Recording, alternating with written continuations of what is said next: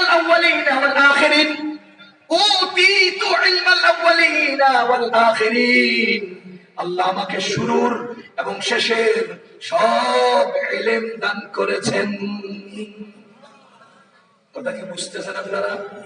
আরে ইলম যাকে বলে, ইলম জিনসে ইলম, জিনসে ইলম যাকে বলে সব আমাদের নবীজি জানতেন।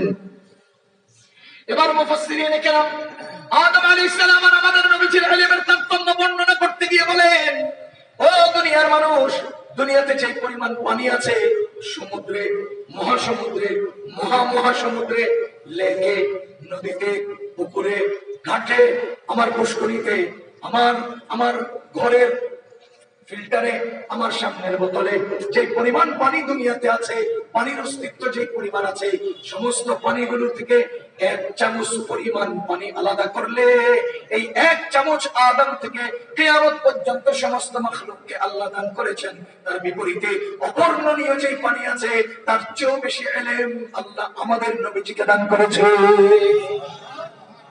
সমস্ত ইলমের উপরে আমাদের নবীজির ইলম, এজন্যই ইলমের দ্বারা দামি হয়, এজন্যই আমাদের নবীজি সবার উপরে দামি। বলেন আমাদের নবীজি সবার উপরে দামি। ওয়ালিল্লাহিল ইজ্জাতু ওয়া লিরাসূলিহি, ইজ্জত তো আল্লাহর, আল্লাহর রাসূলের।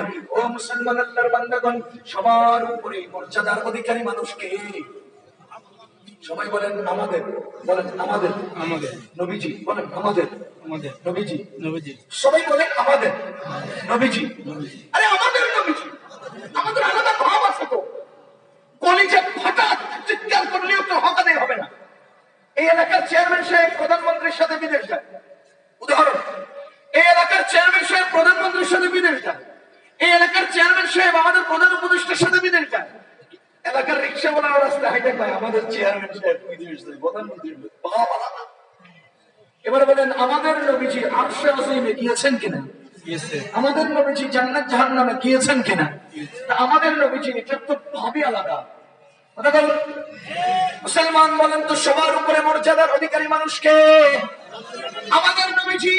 আমাদের নবীজি, মজার বিষয় হলো আমাদের নবীজি সর্বোচ্চ মর্যাদার অধিকারী। শুধু এই কালীন নয়, ওই কালীন নয়, সর্বকালীন। বলেন সর্বকালীন, সর্বকালীন সর্বোচ্চ মর্যাদার অধিকারী মানুষকে আমি সুস্পষ্ট